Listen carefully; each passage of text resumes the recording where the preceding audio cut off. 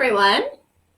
Welcome to another episode of the Food History Happy Hour. My name is Sarah Wasberg Johnson, also known as the Food Historian. So yeah, we'll just hang out and see who shows up tonight. I see Marty already liked something, so hopefully she will be joining us soon. There we go, that's better. Hi, Heather. So tonight, by popular demand, I am going to make a flip, which I'm a little nervous about because it contains one of these, which I have washed very well because salmonella freaks me out. Let's see who else is here. Hi, Marty. Oh, Heather, that's okay. You can't stay for the whole thing. That's all right. Yes, yay flips. Yay flips. And it's also special that Heather is here tonight because, of course, we're not doing a typical brandy flip, although I did find reference to that in a lot of bartending guides, including one from 1872, which I will be posting after the live stream. But I will be using cherry brandy, which I have this beautiful jar. This is all that's left of my cherry bounce that I made. If you want the recipe for the cherry bounce, you can check it out on my website, thefoodhistorian.com. Just search cherry bounce, or you can visit the blog. There's a recipes category that you can check out. You do have to have access to fresh sour cherries. So I made this last July from my mother-in-law's cherry tree. But it is basically brandy. So we'll be using that tonight. I also have, speaking of using stuff up, it's also very pink, is some simple syrup that I used to soak cranberries at Christmas for sugared cranberries, and I saved the syrup in the fridge. It's been in the fridge the whole time. And also it's simple syrup, so it doesn't really go bad. But the cranberries made it very pink, so I thought that would be a nice addition to the flip. We'll see if it's a pink flip. Hi, missing comments. Hi, Glenn and Carla. All right, so for those of you who don't know, a flip is made with a whole egg and alcohol. The original flips were made with ale and heated with a hot poker. The one I'm making is cold. Hopefully the alcohol will still cook the egg. And they are usually topped with freshly grated nutmeg. So I have my little half of a nutmeg. I don't know if you can tell. I've already grated half of it off. Hi, Tony. So that's what we're going to do. And then I thought we would talk about some fun stuff. So yeah, I think I'm going to get started. So I did look up a bunch of modern recipes for flips because, hi, Dawn. Because the recipe that I found from 1872 just said to use a glass of brandy. How much is that? We don't know. So I found a modern recipe for a brandy flip that said to use 1.5 ounces. So that's what I'm going to do. It also had some pretty specific instructions. Hi, Ashley.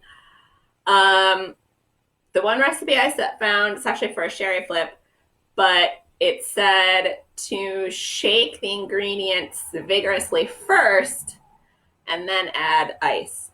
And the historic recipe says to use cracked ice. So I have another vintage cocktail machine that we're going to look at today. They have a little vintage ice crusher. No name on it, sadly. Also, slightly broken, because that's what happens when you when you buy things at thrift stores, but too cool not to share. And a little chunk of ice just fell out because I did test it, and it works, which is pretty fun. So I'm going to start. Marty says dry shake. Is that what it's called? I didn't know that. Oh, hold on. Sorry, I'm getting notifications. Yeah, so we're going to start with, and look, this time, but I made sure the top came off. I think we're going to start with the egg, even though that freaks me out a little bit. So I have a large free-range local egg that I washed very well. I get salmonella poisoning. It's all your guys' fault. So I also have a little cup that I'm going to crack it in, just in case I put some shell in it or there's something wrong with the egg. Then I don't have to dig it out of my cocktail shaker. Oh my gosh, you guys, this is freaking me out, but there it goes. Whole egg. All right. Then it said, and because this is in mason jars, I can't pour. So, oh God, can I get it open? Why do I always have problems? I need to open things up before I start the show, I think. It's because there's sugar in the brandy, obviously. So I have my jigger, right? So a jigger is 1.5 ounces. I can smell this brandy, you guys.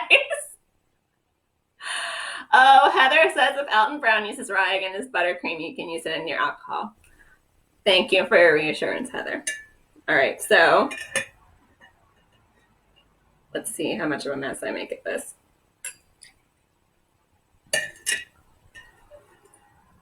All right, I'm going to fill it right up to the top because the jigger is 1.5 ounces. Ooh, there we go. Okay. There goes the cherry brandy.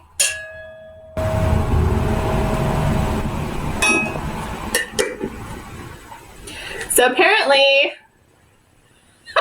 Anna Catherine says it's the age of pandemic. Live dangerously. I like the way you think, Anna Catherine. So this also, you're supposed to shake this for a while. So it might be kind of boring, you guys. But, oh, there's a little extra brandy left. Okay, so now we do our ounce, which I think the other side of the jigger is only 1/2 ounce. So we're supposed to do 1 ounce of simple syrup. That looks ounce-ish to me.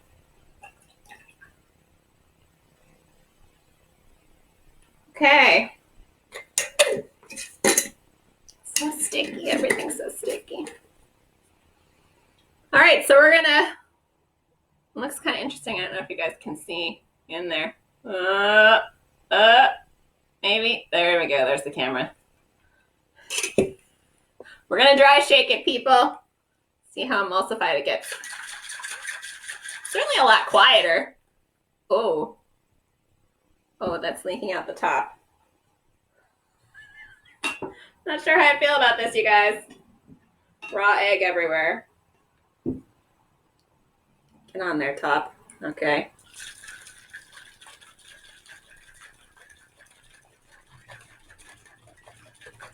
I'm scared. Look at my face. I feel like I kind of do. Oh, that made kind of a mess.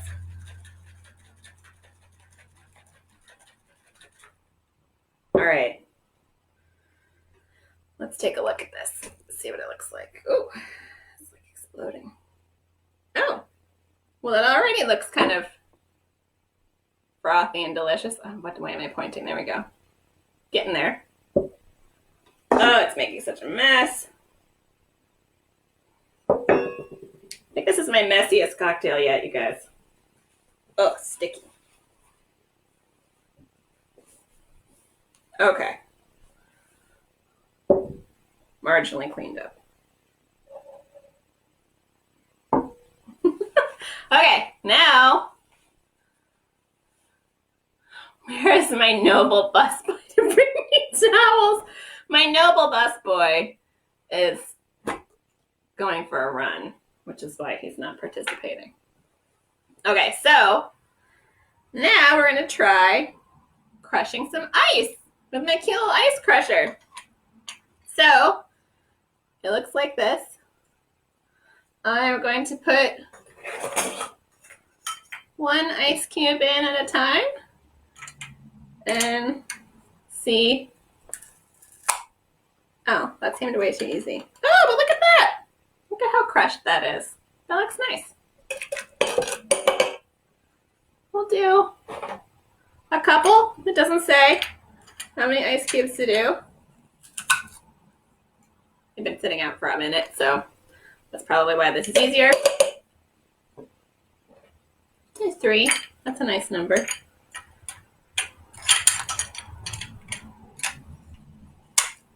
Oops. This is fun. I like this thing. 3 seems good. Put our little ice crusher aside. Put the lid back on. Okay, now apparently we have to shake this for much longer than you think. Oh, I should have had some water. A minute, 2 minutes. Carla says I don't actually have to drink it. I am going to try it at least. We'll see. We'll see how this goes. All right. Sorry, Hudson Valley weather keeps popping up with notifications. We're supposed to get snow tonight, which makes a flip kind of appropriate because it's more of a winter drink, even the cold version. But, all right. We're going to shake it for a while, you guys. Here we go. You ready?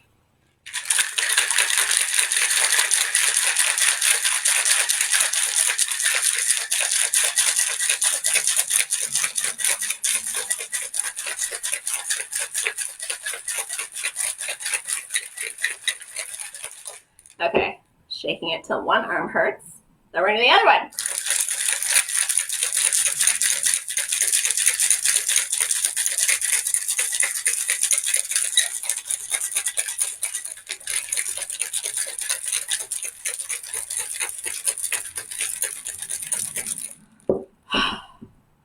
Do you think that was long enough? I feel like I should do it one more time.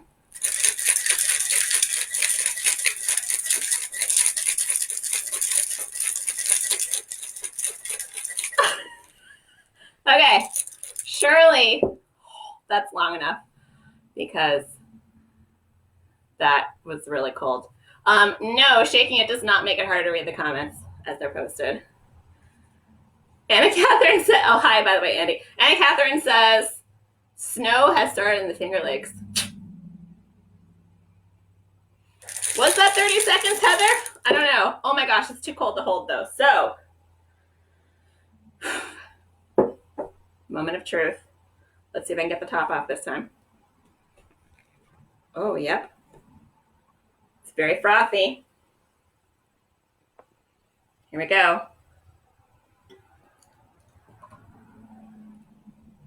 That looks fairly delicious.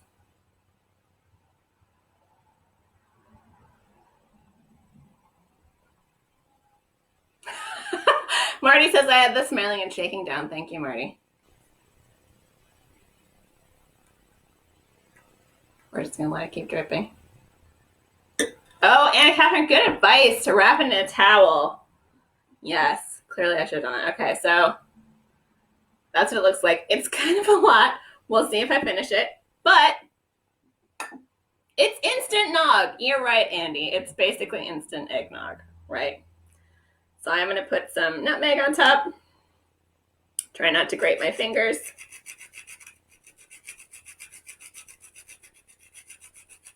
Don't know how much you're supposed to put on, but that seems like a nice amount. Certainly smells very boozy. It is gorgeous, and it does look like a flip. All right, guys. Now, I actually have to drink it. I will say I'm not a huge eggnog fan. I do enjoy eggnog. And I certainly enjoy the cherry brandy that I made. So, wish me luck.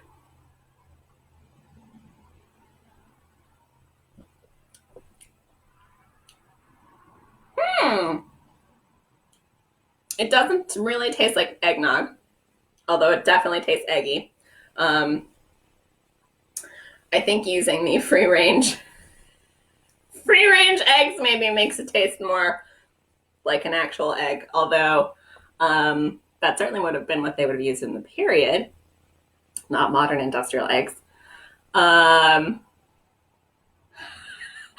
Heather says, if I wasn't drinking wine and if it was not a pandemic, I would drive over and hug you for that, for making the cherry brandy flip.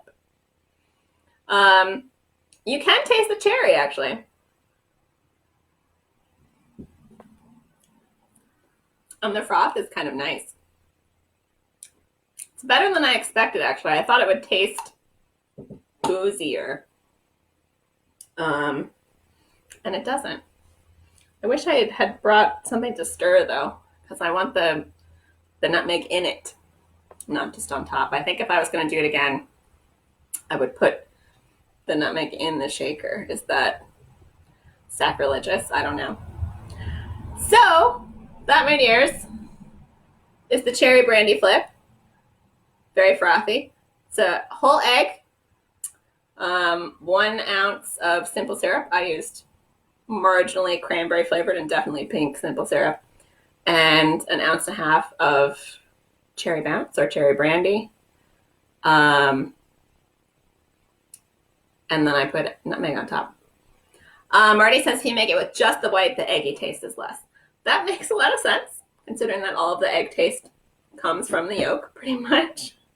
But I'm like not freaked out about eggs in alcohol anymore.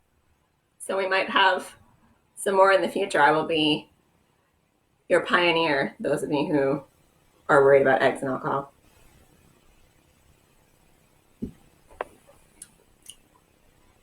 Yeah, it's growing on me. I don't know if I'm going to drink the whole thing. It's kind of a lot. Tony says, would this count as instant breakfast? Probably. I think it probably would. So last week, some of you asked questions either offline or in the comments that I missed. So I thought I would catch up on those.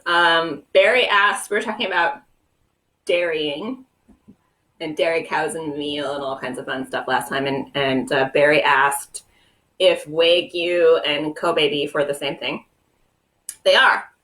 I think Wagyu is the breed of cattle and Kobe beef is the meat that comes from them. It might be the other way around, but I think that's the way that works. Janet, I don't know if she's watching or not, but Janet asked about tonic. And actually, somebody asked me about tonic and coronavirus a while ago.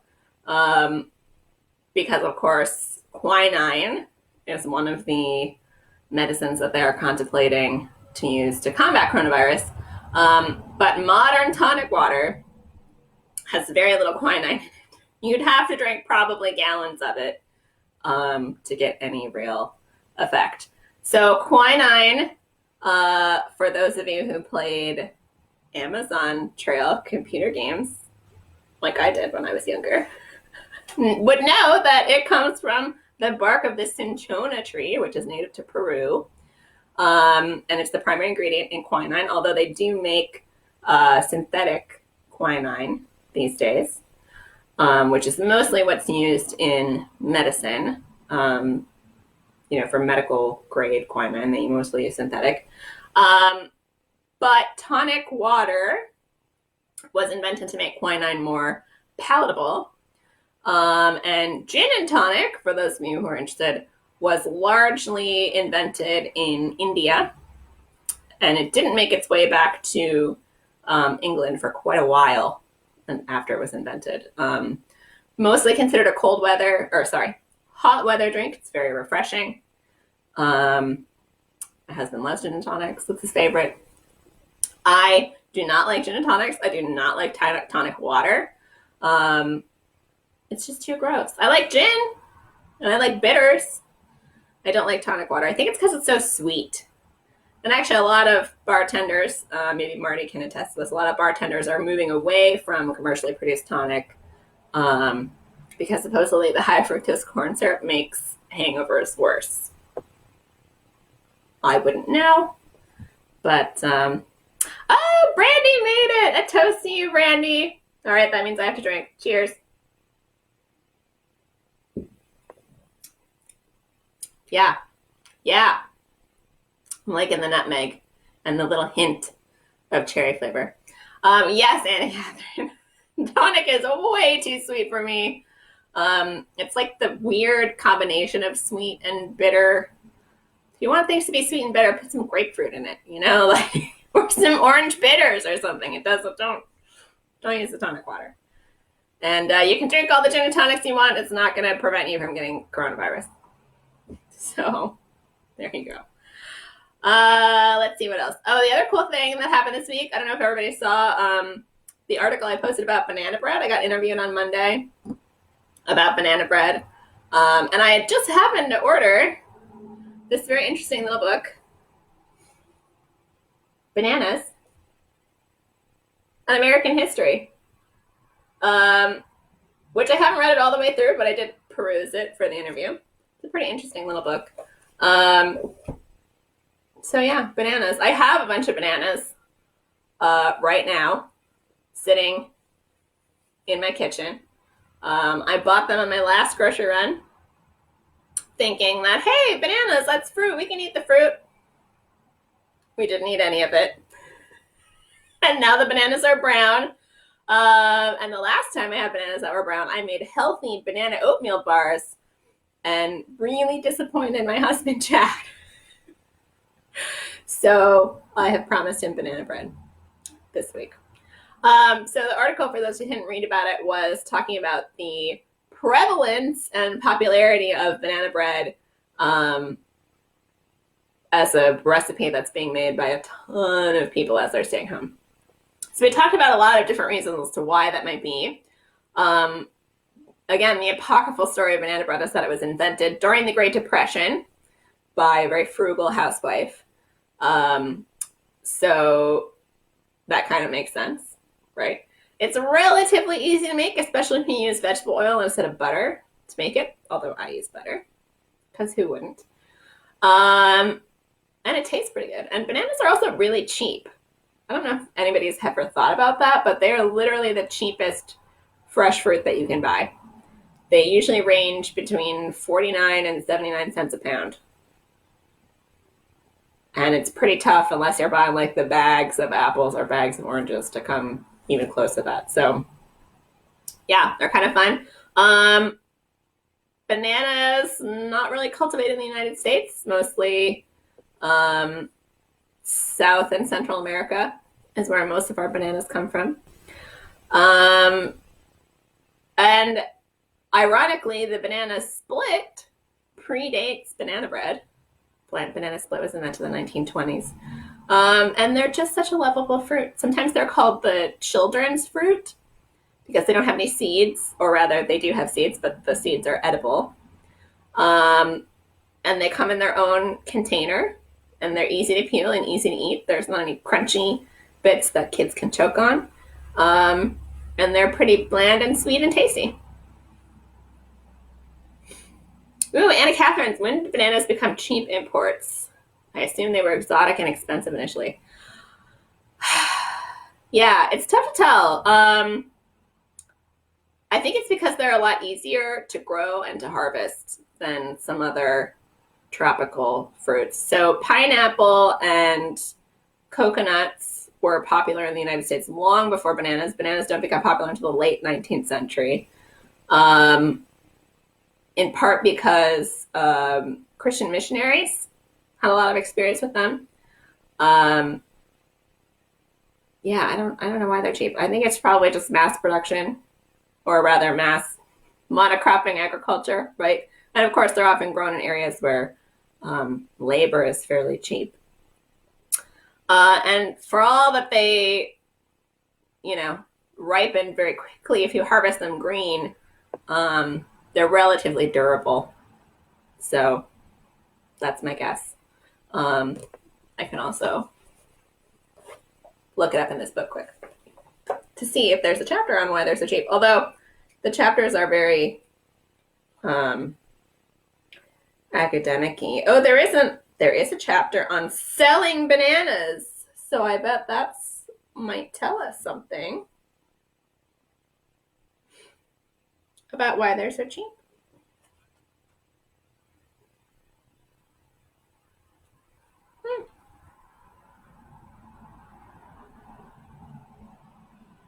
Yes. So here's the sentence that says, what turned an exotic, foreign, and costly fruit into the daily fare of even the poorest American? There you go, Anna Catherine. Oh, candlestick salads. Let's not even get into that. For those of you who don't know about candlestick salads, it's like the epitome of the horrors of home economics. It's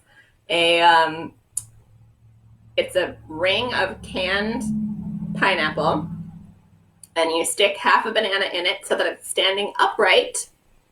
Often you put half a maraschino cherry on top, and then you dribble a white dressing or mayonnaise down the sides. Now I will leave you to Google that so you can see what it looks like and see that perhaps for some people it would not, in fact, resemble a candlestick. Yeah. Yep. Yep. Yep. On that note, I'm going to keep looking this up. So it looks like part of it has to do with steamships, which made it very easy to ship a lot of bananas. It's very cheap, right? And it doesn't really say. Oh, this is kind of fun, though. This is a picture of a banana crate from 1925. Can you guys... Oh, can you see that? No. There we go.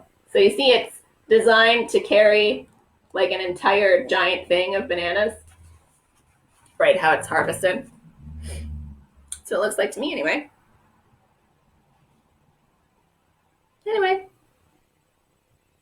It doesn't really say why they're so cheap. Just that they were shipping more of them, I guess. You liked my description of candle salad, Anna Catherine. Marty's put a skeptical smiley face up. You gotta Google it, Marty. You just Google candlestick salad. Heather, is that where bananas go to die? Yes. Anna Catherine thinks that the shipping basket for bananas looks like a creepy stand-up coffin. I don't think it's quite that tall, but I can see that, I guess. But that's kind of how bananas are, like the giant bunches of bananas. What we get in the stores that looks like that is just a tiny portion of what an actual bunch of bananas as they're cut from, I shouldn't say tree, it's not a tree. It's an herbaceous shrub. It's not a tree. But that's what they look like. Glenn has shared a link to candle salad. Not safe for work. Of course, we're all working from home now, so who cares? All right. So that was all I had prepared for tonight. Does anybody have any other questions for me? How's everybody doing? Glenn, are you drinking your milk? Marty hates the candle salad. I think everybody hates the candle salad, Marty, but it persists.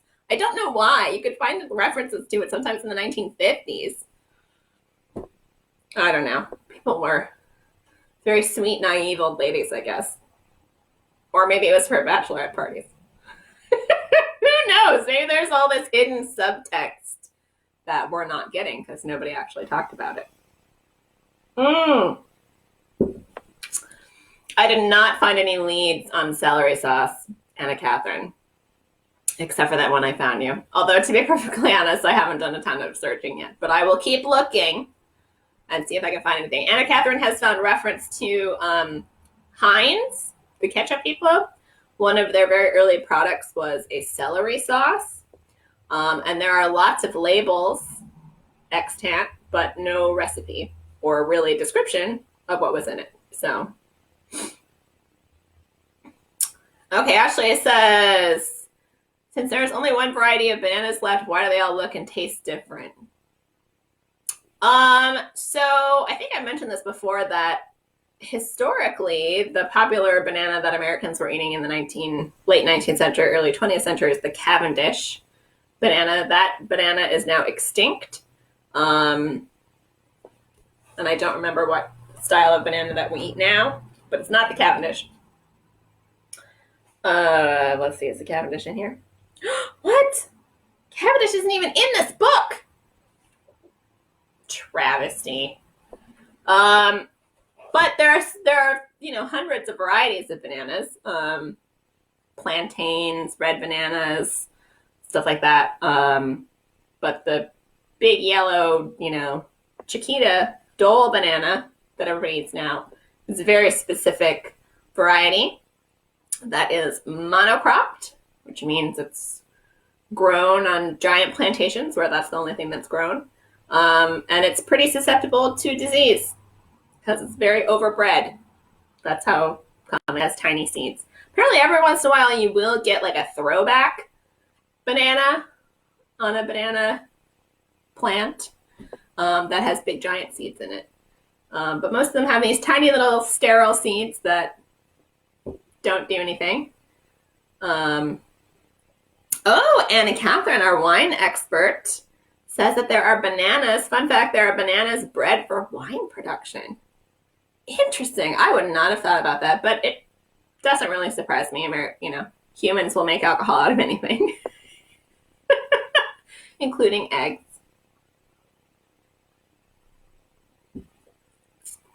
But, yeah.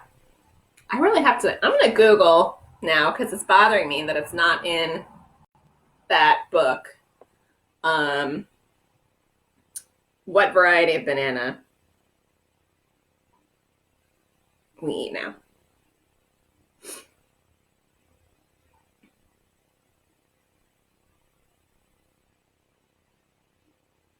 Oh, am I totally wrong? Is the Cavendish the one that we eat now? I thought that was the one that disappeared.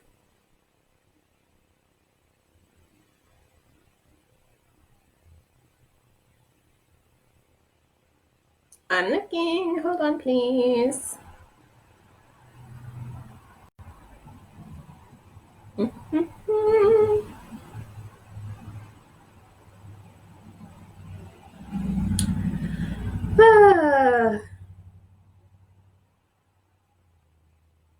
Oh my goodness, I think I need to stand corrected. The Cavendish is the one that we eat now. The one that's functionally extinct is the Gros Michel. Yep. I knew that. Anyway, I'll share this cool article I found on Wired about it.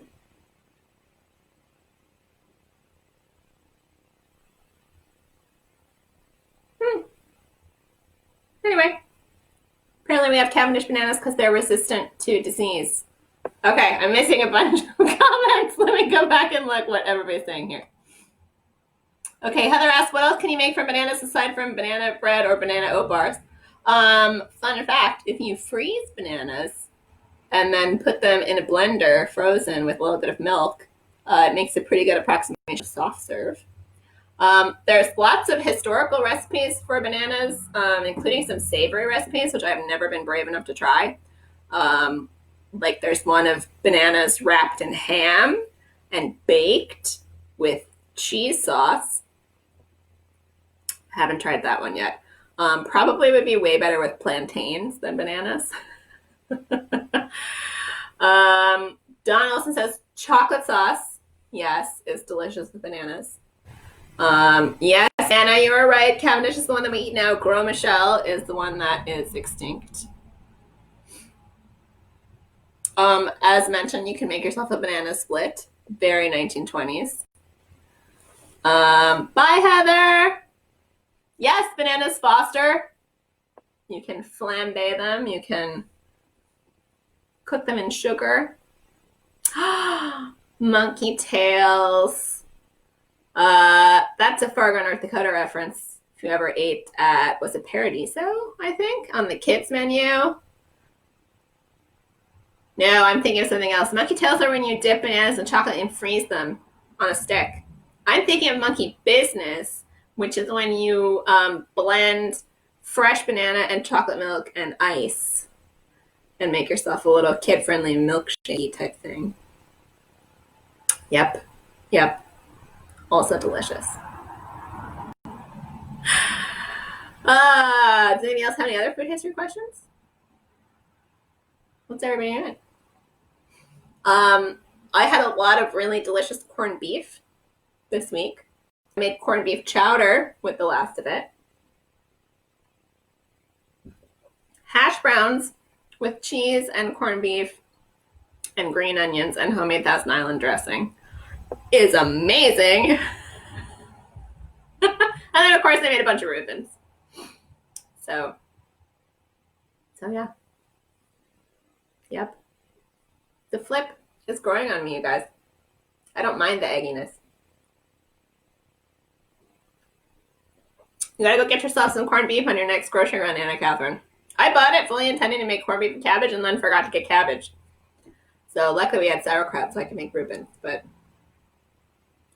it's kind of tough, this only grocery shopping once a week. It's very stressful. I forget things, which makes me mad. I'm not going back out again. I try to go out once a week only. Erin, is that where you got monkey tails from the Moorhead, Minnesota Dairy Queen? I have to say, so I went to Concordia College in Moorhead, Minnesota. Go Cobbers. I still wear my ring. And the Dairy Queen in Moorhead, Minnesota is like the old school ice cream shack. Does not have any indoor seating, outdoor only. It closes in the wintertime. It's a seasonal business. They usually open on tax day. And they were franchised in the 1940s. So their original, which is very early for Dairy Queen, so their original contract gives them a lot more leeway than I think corporate Dairy Queen would like. So they don't really have to listen to corporate Dairy Queen, and they can kind of do whatever they want. Famous for their dilly bars. If you've never had a dilly bar, it's soft serve ice cream like in a circle on a stick, and then they dip it in ice cream dip. I always preferred blizzards, but lots of people were in love with the dilly bars. And I love the blizzards from the Moorhead Dairy Queen because they always put like double the toppings of a regular Dairy Queen. So now that I'm out in New York, there's tiny, locally owned soft serve ice cream shacks everywhere. Everybody has their favorite. That's not such a big thing for Midwest, I don't think. Yes, Anna Catherine, how do you know about the Dragons? I didn't go to MSUM, but they're kind of like our sister school. Yeah, so that was like the Moorhead version of the little ice cream shacks that are everywhere here in the Northeast. Yep. Pretty cool. Very cute, Glenn. Scrumptious. Would it be scrumptious? Something like that.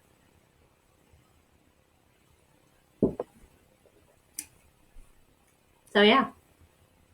Who's got more questions? Otherwise, we're going to start talking about Midwestern food. Because that's what I did today for an interview. I can't tell you what for yet. But hopefully I'll be able to announce in a couple of weeks.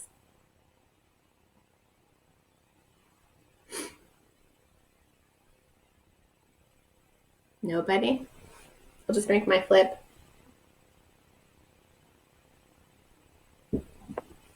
I will say the bad thing about a flip is it seems like it's making a lot of dishes and it's sticky. Ooh, Anna Catherine asked a great question. What historic food trend would you like to see come back? I mean, like, sustainable to diversified agriculture? That would be great. Oh, let me see. Let me think about that. Yes, I'm sorry. Some of it is there's a long delay in the comments, and some of it is I have to stop talking in order to read what you said and process it. Trying to think of food trends.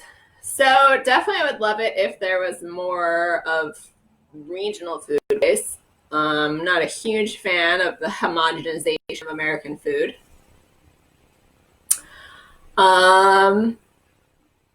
Yeah, I don't know, more scratch cooking. Is that a trend we can all get behind? Um, oh, one thing that I think would be cool that never really took off, although people experimented with it for a while, is community kitchens, right? Where people take turns doing the cooking for like their whole neighborhood. So you only have to make dinner like once a week. But when you make it, you have to cook for like 100 people, which I would totally do and would be super fun. Um, okay, Anna Catherine says historic dish. What historic dish would I like to see come back? Gosh, I don't know. I just make whatever historic dish I feel like. Definitely I'm pleased by the trend in bread baking during the pandemic. That's fun. I think what I would like to see come back is more vegetable salads. It's really specific. But like leaf lettuce salads are delicious, but like shredded root vegetables in a vinaigrette kind of a thing. Those are yummy and they should come back. Yes, Aaron, community canneries would be so sweet. I never can. Sacrilege for a food historian, but I do not can in my own house because it makes such a mess. And also because I get freaked out that I'm going to do it wrong and like poison people. But if there was somebody there who was like an expert and just told me what to do, that would be fantastic. I do not want aspic to come back, Randy.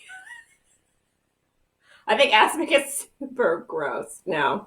I mean, I think it would, I like Jell-O. I wouldn't mind it if Jell-O salads weren't so mocked. But that's just me.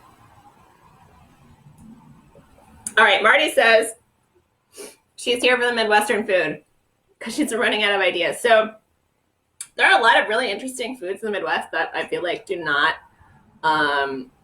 get enough street cred. Like I was talking with somebody from Iowa about the Iowa pork tenderloin sandwich, which sounds amazing. And then there's a whole class of loose meat sandwiches, which sounds disgusting, but that's just a catch-all term for things like slush burgers, sloppy joes, and whatever it is they eat in Iowa that's like a sloppy joe, but instead of a tomato or ketchup-based sauce, it's like mustard and pickles, which sounds fantastic to me. I would eat that. I also talked a lot in this interview about indigenous foodways. I would like real indigenous food to become a thing. That would be cool. That would be great. Yes, hooray, loose meat sandwiches. They're pretty delicious, right? But yeah, indigenous food would be great. If people ate like real wild rice, not the cultivated version, which some people argue is intellectual property theft, and I kind of agree with that estimation. I think the other historical food trend that I would like to have seen come back is for people to not eat things when they're not in season. Like stop eating asparagus in December. Please don't make that a thing. We can ship in other things from Peru that actually taste good. Stop eating strawberries in October. You know? Oh, Aaron, I bought the sous chef cookbook and I didn't have enough room, but I bought it in North Dakota and I didn't have enough room in my luggage to bring it home, so I sent it with my grandparents. So it's been in Ohio for the last 2 years because I haven't been to Ohio since I sent it back with them. A lot of other stuff got sent back with them too. I haven't seen it, but I do have a copy. I will get to it eventually.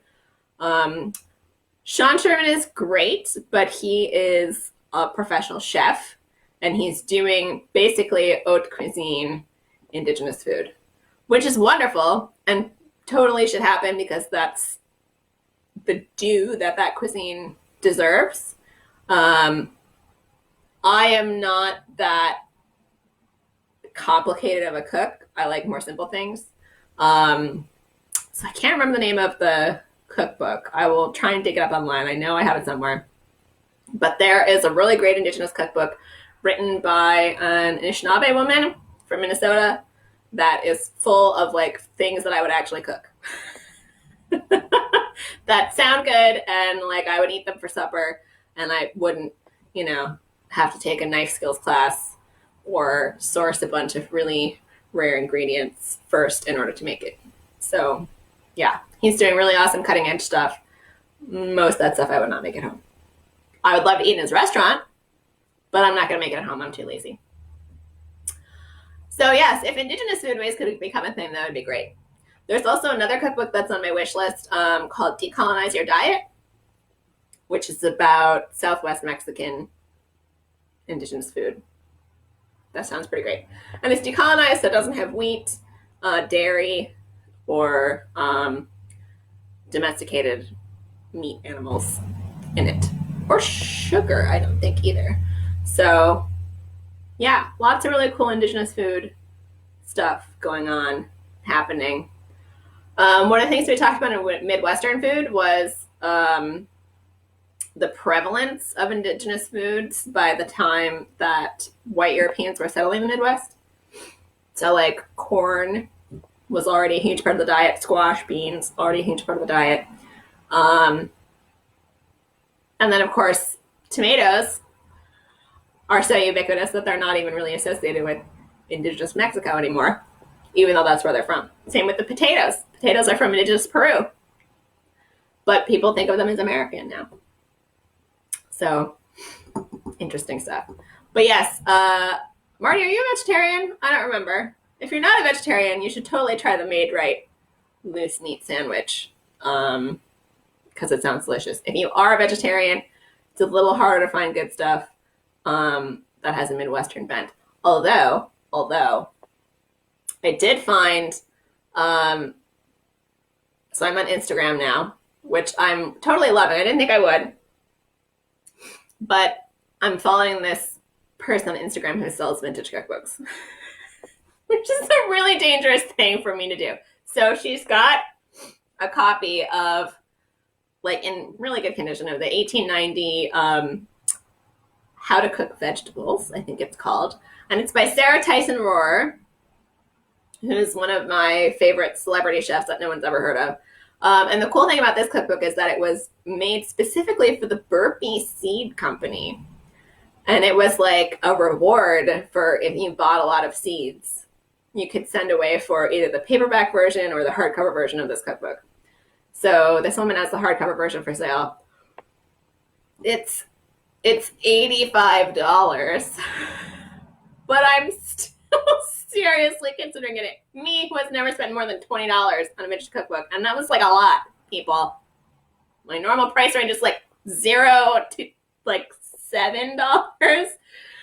I did find her cookbook digitized online, so I can share that as well. Oh, Anna Catherine wants to know who's the Instagram. Are you going to like outbid me for all of these cookbooks, Anna Catherine? I will tell you the name of the Instagram cookbook seller. She has a little shop. So this sells a lot of other vintage stuff too, including glassware, stuff like that. Oh, let me find her. Where is she? By the way, if you don't follow me on Instagram, you totally can. I don't post super often.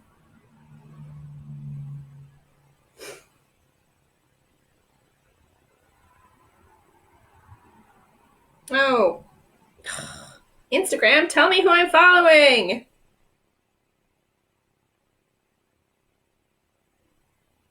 I think it's In the Vintage Kitchen, if I remember correctly. I can't find her now, but she's around. I'll send her to you, Anna Catherine. I don't think you can bid. I think it's just, But yeah, $85 is, I'm considering it. But it's tough going. She also has an Ida Bailey Allen cookbook that's in pretty rough shape, and it's all about corn, but it's only $8. So I'm considering that one too. The internet is a dangerous thing when you can't go to thrift stores, you guys. Way too easy. Oh, the other thing I did is I bought another Instagram person I follow posted a vintage farm journal magazine, which looked awesome. So she's like, check out eBay. So I did, and there wasn't really anything out on eBay, but then I checked out Etsy, and I ordered a bunch of vintage farm magazines from like the 20s and 30s. Actually, all the way back to the 19 teens, which is awesome. So when those finally arrive, I will show them to you at happy hour.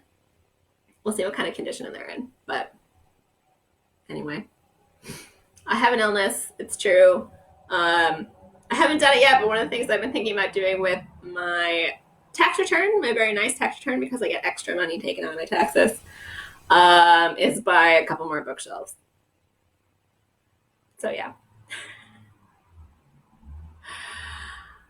Ooh, Anna Catherine paid 60-something for the 1936 New York World's Fair cookbook. I think I have seen that one around too, but that's a little too rich for me.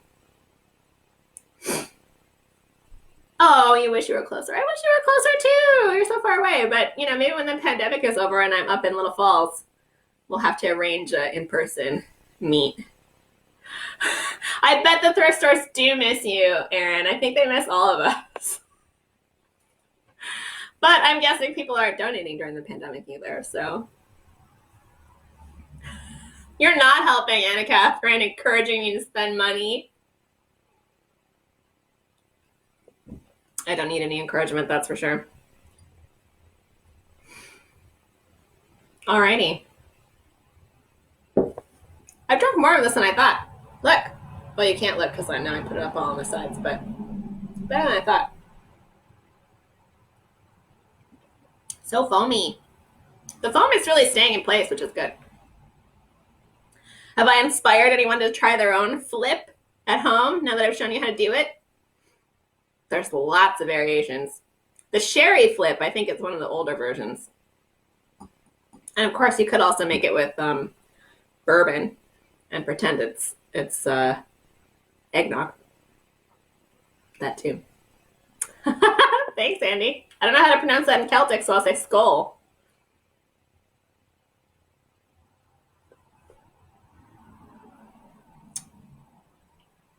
Eventually, Anna Catherine, my plan is to buy all of the cookbooks. All of them.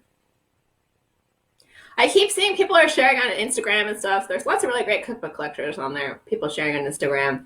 And it's all these vintage cookbooks that I have never heard of and never seen. And so I instantly want them. I should probably start a running list. Slancha. Thanks for the phonetics, Andy. I don't think there is such a thing as a non-alcoholic flip.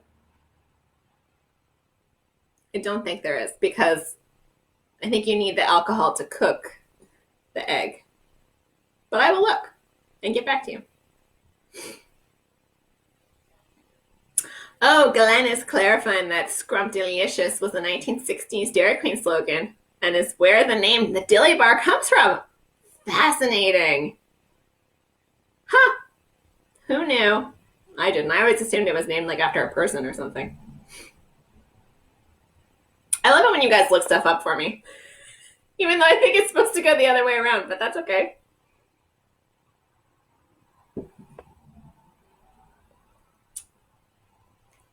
Anybody else have questions?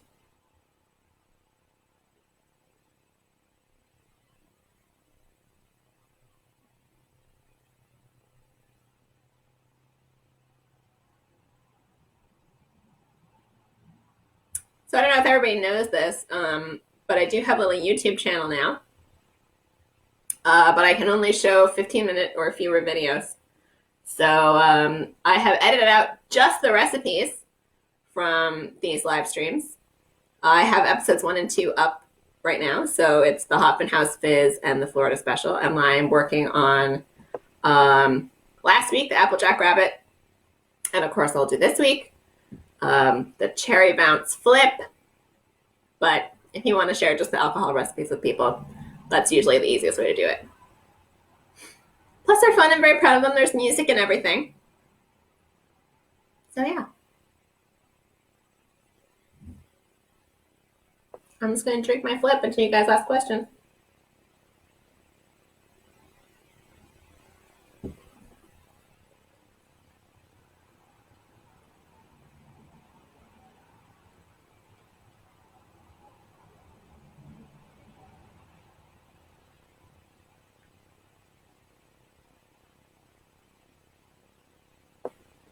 I feel like there should be Jeopardy music on right now.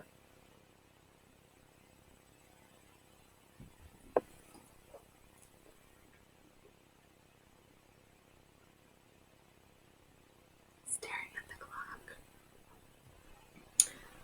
I mean, we only have 5 minutes left. We could be done early if you want.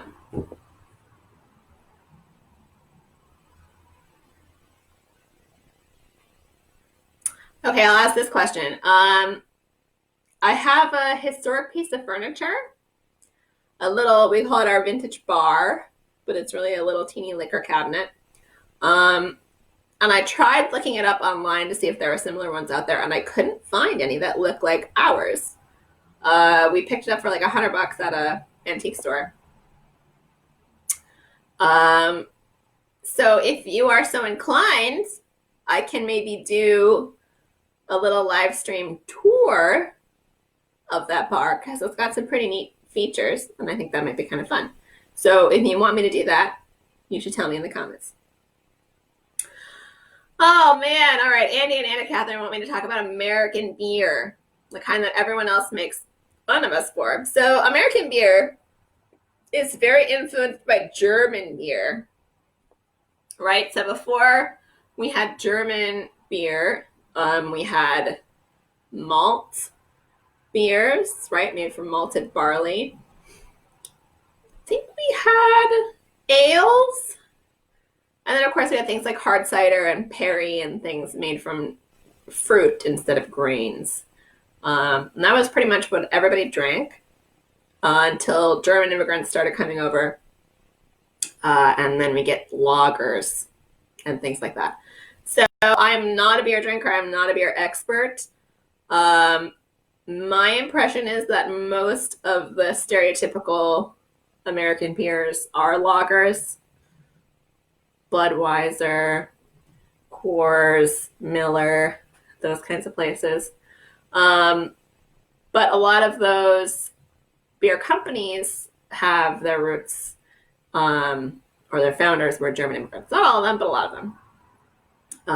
And a lot of beer companies did not survive the Great Depression for a variety of reasons. I read a really interesting article on Atlas Obscura recently about Pabst Blue Ribbon, also known as PBR, which is actually, I don't think is that bad. Like, that's probably the only American beer that I actually enjoy drinking, but I'm not a beer drinker, so I don't think I have typical American beer drinking tastes. But apparently during the Great Depression, PBR Pabst made a cheese food product. Yeah. There was American Brick, which I think was supposed to be like cheddar. There was a Swiss version. And there were 2 other versions that I can't remember off the top of my head. But yeah, that's how they got through the Great Depression, was they made cheese. Actually, not even cheese food product. Okay, Anna Catherine says, antique bar tour would be cool. I have to think about how I would do that. I might do that as a separate video so I can use my phone rather than my laptop like I use right now. So it would probably not be part of Food History Happy Hour. But I think we should do it. So the other news is that my delightful, adorable, sweet husband, who probably is going to hate being described like that, but that's okay, has purchased me a new webcam because the one that's built into my computer is not very good. And it's supposed to get here on Sunday. So next week, you will maybe be able to actually see my face halfway decent without all the graininess of my crappy built-in webcam. So that's some fun news. Yes, Aaron says PBR's from Milwaukee. Yep. Yeah. Yep, lots of German immigrants involved in changing the American beer industry. Of course, now craft beers are proliferating everywhere, but... Brandy, are you making fun of me? Brandy says, not a beer fan, she says, as she gets down to the eggy part of the cocktail. Listen, I just really don't like hops, okay? Like, people are like, oh, you have to try this beer. It's the best IPA. No. Hops taste like weird toast. I don't like them. Malt beers are okay. Like, I'll drink a stout. I can't drink that much of it because it's, incredibly rich. But I'm definitely, if I'm going to have a beer, it's going to be like a half pint. Anna Catherine says the blurry shaker action was dramatic. Probably I was also shaking the table. Because I'm on a porch. So I am getting down to the eggy bits. Look how much is left. I'm very sad though that all the nutmeg is on top. I think next time, if I make one of these again, I'm putting the nutmeg in the shaker. And actually, Brandy, the foam is the best part. I should have had a spoon. Just eating the foam off the top. I'm very surprised that I'm finishing this. It was tastier than I thought.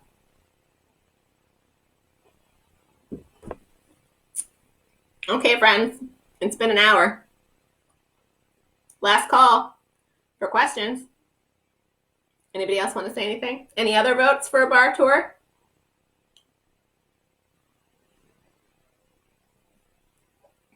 Yes, everyone is trying to be matcha over hop beer. I mean, not everybody, but it's not my favorite. I would rather have cider, hard cider, or a cocktail, or wine, frankly, than beer. I just don't like it. But that's okay. Not that I like most cocktails either, but this one was pretty good. I'll let you know if I get salmonella poisoning.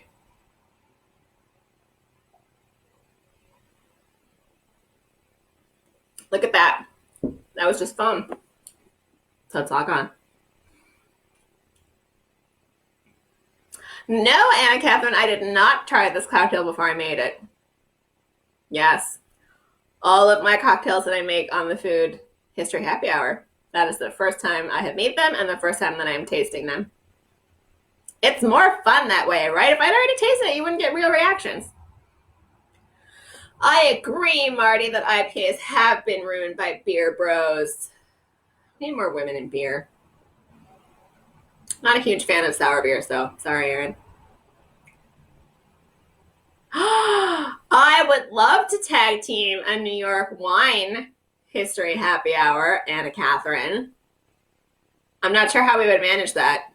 We might have to do it on Zoom rather than Facebook Live, because I don't think you can have more than one person on Facebook Live unless you're in the same room, which we obviously can't do. But let's talk about it.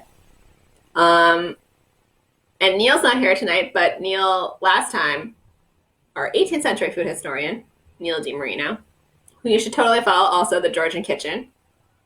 I want him to do one too. So we'll see. We'll see how it works out. All right, folks. I think that's going to be it for this week. It's been great. This has been the Food History Happy Hour with Sarah Wasper-Johnson, the food historian. Marty says check out the Pink Beer Society. Pink Boot Society? Okay. I'll look it up. And yes, Anna Catherine, we should put together a Zoom meeting. I feel like, you have to have already been to a Food History Happy Hour to get in now. Should I make it exclusive? Maybe we should. Pink Boot Society rocks. Okay, I will check them out. And maybe you guys can tell me. I'll do a little report next time. Oh, yes, now everybody's chiming in about all the women in spirits and beer. Hopefully there will be some cider and wine ladies in there too. Of course, Anna Catherine's already a wine lady.